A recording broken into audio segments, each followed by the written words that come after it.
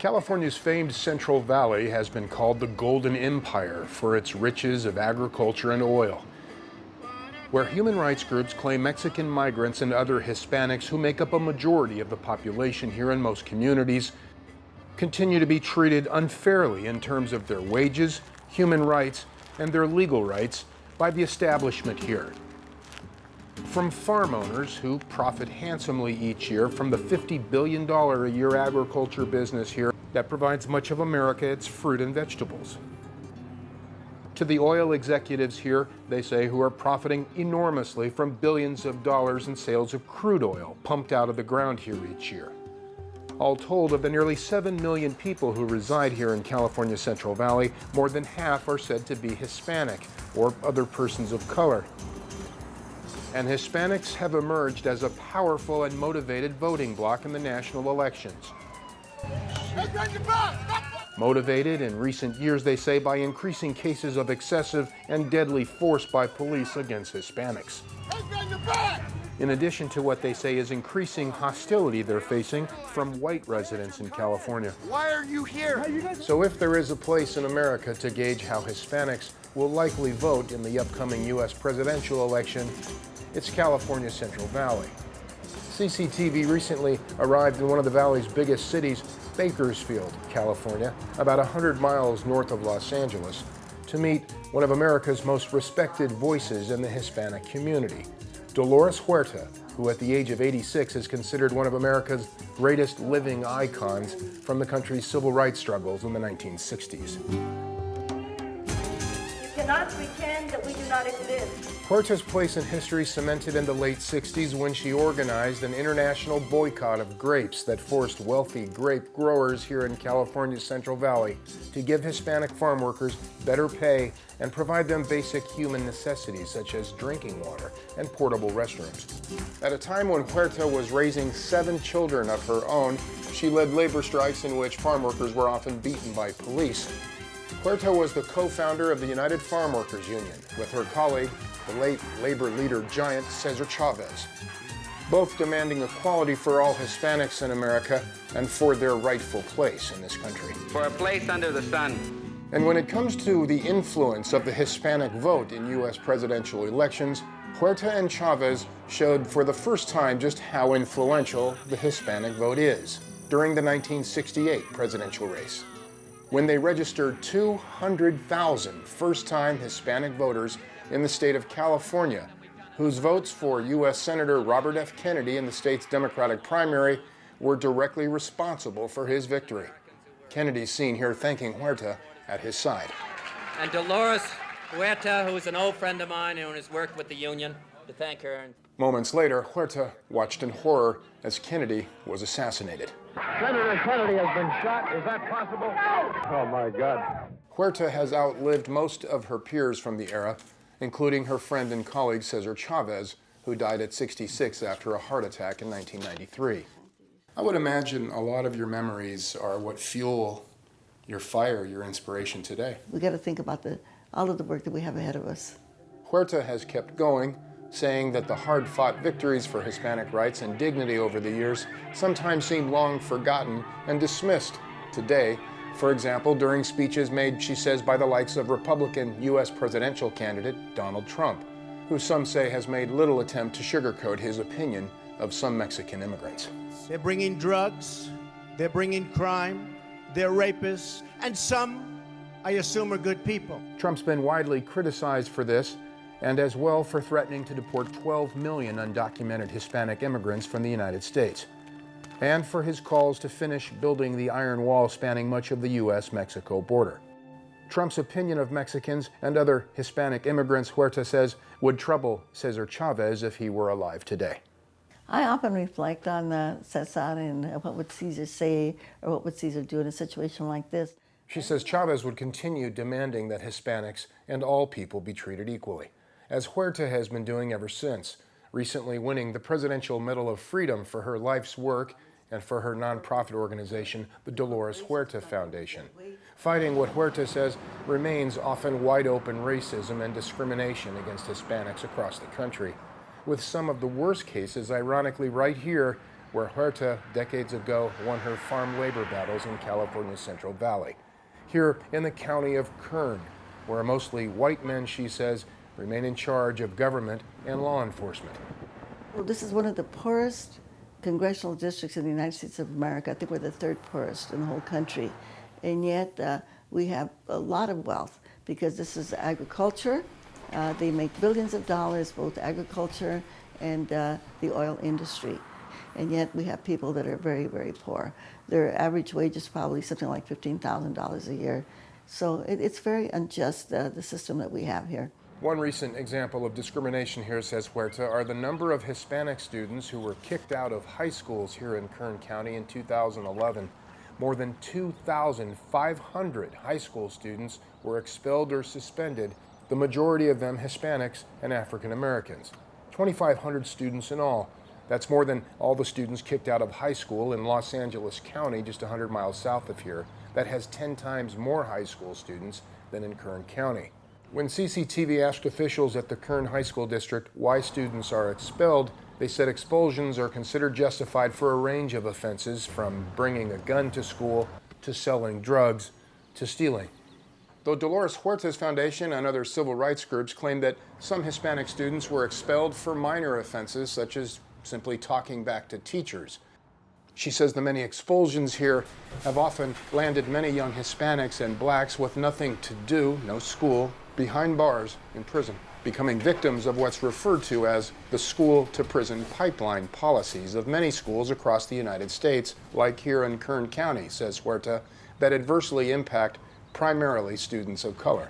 And I feel like that's wrong because Sylvia Gomez is a high school freshman who says she sometimes fears whatever she might say to a teacher could get her expelled from school. it makes me feel anger, but it also makes me feel like I'm discriminated against just for my race, just for my color of skin. But we have so many young people that are in prison that shouldn't be in prison. They shouldn't be in prison, you know. And again, that goes back to our educational system. I know exactly what these kids are going through. I've been through every stage of it. Mexican and Native American Joey Williams says it was a visit here to the Kern County Courthouse and jail 20 years ago for drunk and disorderly, when he says he was severely beaten by a group of white police officers. And am I going to get killed here in this county jail? That he says would inspire him to become a community organizer, speaking out against the mass incarceration of young Hispanics and blacks, and to criticize the more than 50 fatal shootings and beatings of people by police here in the last decade, many of the victims Hispanics. One of the most egregious cases, the police beating of David Silva, a father of 3, here in 2013. In fact, a memorial remains here where it happened at the corner of Palm and Flower Street in Bakersfield. Many citizens here still condemning what they refer to as Silva's murder at the hands of police. Silva had been found intoxicated and passed out here at the corner, and was then subsequently beaten by 9 police officers, who also attacked Silva with a police dog. Witnesses in this apartment building videotaped the beating, one of them calling in the incident to the emergency police hotline 911. Your police officers beat the out of him and killed him. Well, I have it all on video camera. Despite beating Silva repeatedly, the police claimed they used no excessive force. The Kern County coroner ruled that Silva died by asphyxiation. Silva's family eventually was awarded a $3.4 million settlement in a wrongful death lawsuit against the police. Local law enforcement officials declined CCTV's request for comment. So what we have here is the seat of justice, or sometimes we can call it the seat of injustice here in Kern.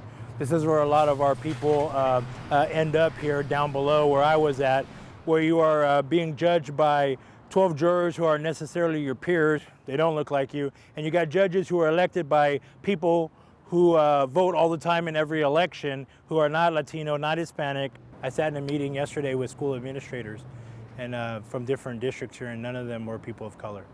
We're not reflecting our population. We can look at our board of supervisors. We have 5 males who are Republican, and we have 1 Democratic Latina. You can see that the system is set up against us.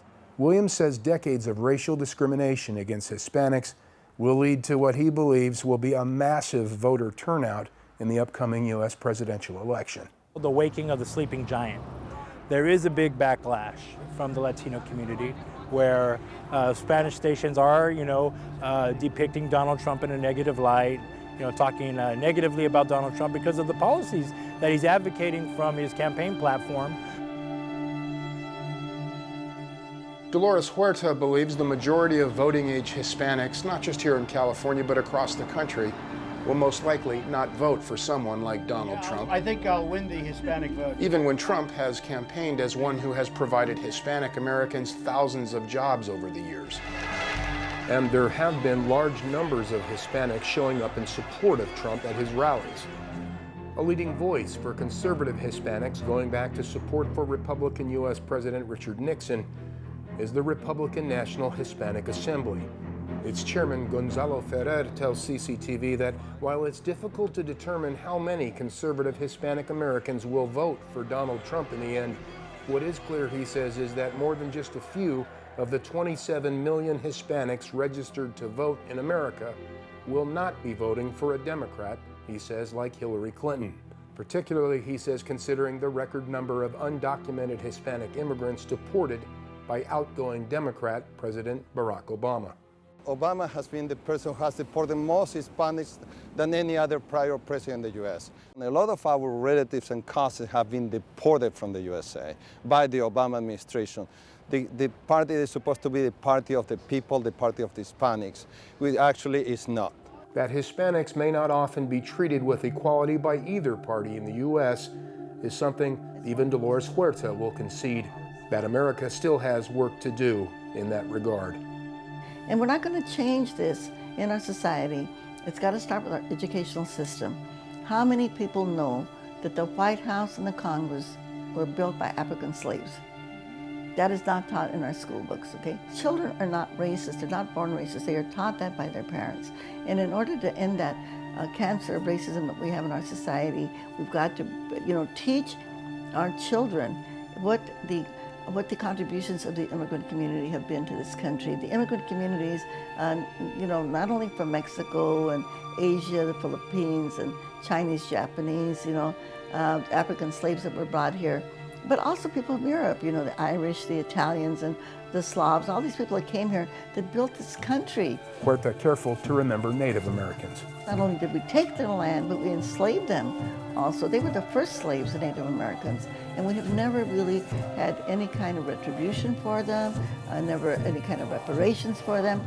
If we don't do this, Anglo children will always feel entitled and somehow feel like they're the ones that their people are the ones that built the country, and it's not so. Huerta says she won't predict which candidate the average Hispanic will vote for in the end, but she says she knows who she's supporting. Well, I'm supporting Hillary Clinton. Huerta believes the same spirit of hope that drove so many young people of color to elect Barack Obama, the first African-American president of the United States, will ring true for what she hopes will be America's first woman as president. Our younger people, they're so much more informed.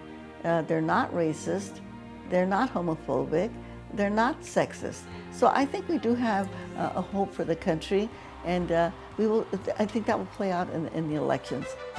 What may play out in this presidential election is that many Hispanics, Democrats or Republicans, all Hispanics who vote, who say they've become disenchanted with the democratic process, will be watching more closely than ever before how the next president represents their interests, particularly on issues such as deportation and immigration reform. Because no party today is reflecting or including the Hispanic population at the level where we feel we need to be included. This presidential election, they say, and how Hispanics are included in the American way going forward could be an important factor for the outcome of future elections.